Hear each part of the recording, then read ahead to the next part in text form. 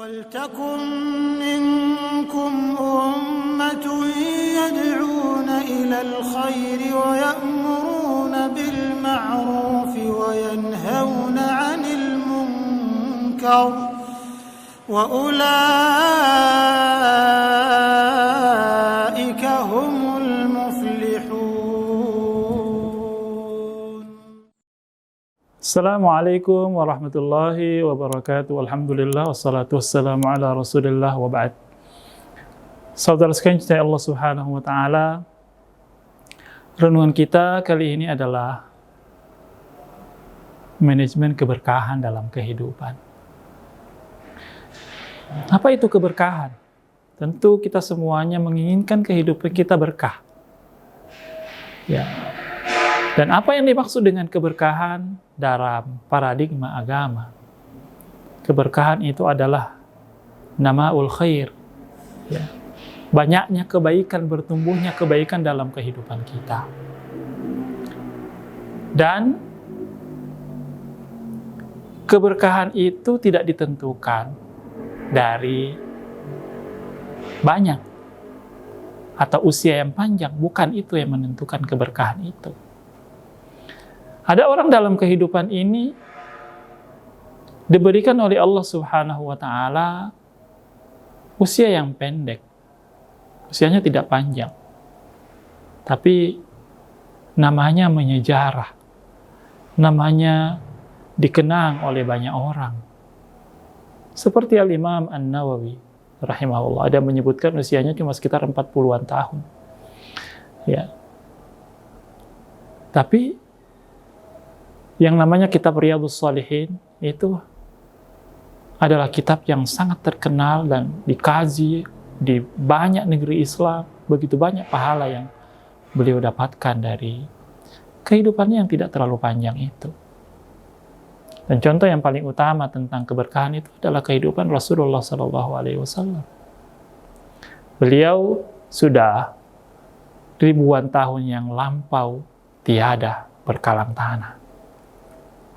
Tapi tidak satu detik pun berlalu kecuali ada orang yang menyebutkan namanya, ada orang yang mendoakan beliau, ada yang bersalawat kepada beliau. Karena pasti di setiap detik itu ada orang yang sholat. Dan orang yang sholat itu pasti membaca salawat dalam tahiyatnya. Dan saudara sekalian cinta Allah Subhanahu wa taala, juga dalam kehidupan ini kita menyaksikan juga yang sebaliknya. Ada orang dalam kehidupannya di dunia ini, dia sudah tiada. Ya. Sudah lama dia berkalang tanah. Tapi tetap saja namanya itu dikenang dengan keburukan. Ya. Dengan hal-hal yang jelek. Ya. Yang sering Al-Quran sebutkan adalah kisah Fir'aun alaihi la'natullah. Seorang penguasa, raja di masanya, di zamannya. Tapi karena perilakunya, kesombongannya, dia akhirnya diabadikan nama dan jasadnya oleh Allah Subhanahu wa taala dan disebutkan dengan sebutan yang jelek. Ya, alaihi la'natullah. Untuknya laknat dari Allah Subhanahu wa taala. Karena perilakunya ketika dia masih hidup. Nah, kita perlu memikirkan, saudara kecil Allah Subhanahu wa taala, bagaimana hidup kita ini selalu bertumbuh kebaikan, kebaikan yang banyak ketika kita hidup, hatta ketika kita sudah meninggalkan dunia ini. Makanya itulah yang disebutkan oleh seorang penyair Arab, Ahmad Syauqi, Daqatu qalbil mar'i qailatul lahu innal hayata daqa'iqun wa thawani farfa' li nafsika dzikraha ba'da mautiha inna dzikra lil insani umrun tsani. Bahwa detak-detak jantung kita memberikan kepada kita pesan bahwa kehidupan ini adalah kumpulan dari detik-detik yang kita lalui, detik-detik dan menit-menit yang kita lalui. Maka angkatlah buat dirimu itu ingatan setelah matinya Sesungguhnya ingatan orang setelah kita mati, itulah umur yang kedua. Apa maksudnya ini? Ternyata dalam hidup ini ada namanya umur pertama, yaitu usia biologis kita. Usia biologis kita terbatas. Ya. Ada awalnya dan suatu saat nanti pasti berakhir. Ya.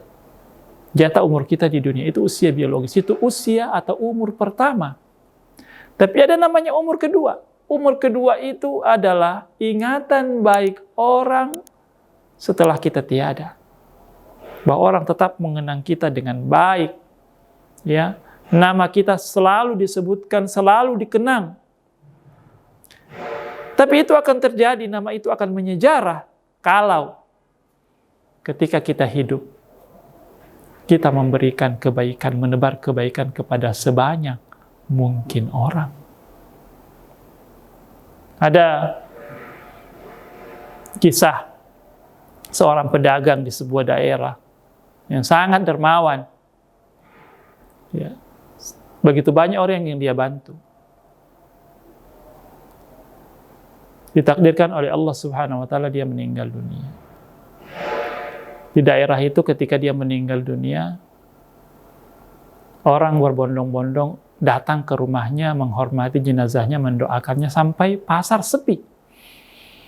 Semua orang berusaha menyempatkan dirinya, menghormati jenazahnya, mendoakannya.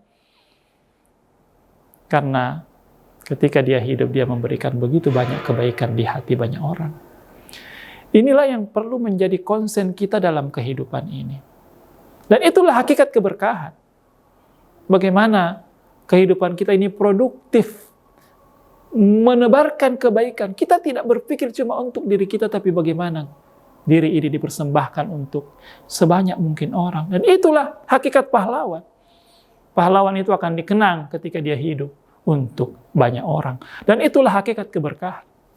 Dan hakikat keberkahan yang berikutnya dalam kehidupan kita, saudara sekalian cintai Allah Subhanahu wa taala, adalah ketika kita selalu berada di rel kebenaran. Kita berpegang teguh kepada kebenaran, kepada kebaikan, kepada kejujuran. Itulah keberkahan kehidupan yang sebenarnya. Jangan pernah karena ambisi-ambisi duniawi kita membuat kita akhirnya melakukan hal-hal yang di luar koridor kebenaran dan kebaikan. Itu akan membuat kita jauh dari yang namanya keberkahan dari Allah Subhanahu wa taala.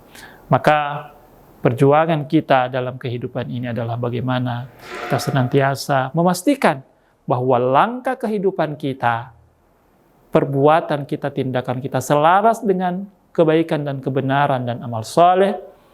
Dan berikutnya adalah bahwa kita senantiasa menebar kebaikan kepada sebanyak mungkin orang, menebar manfaat, membantu sesama dan seterusnya, yang dengan itu insya Allah kehidupan kita akan dikaruniai keberkahan dunia dan akhirat. Amin. Allahumma amin. Assalamualaikum warahmatullahi wabarakatuh.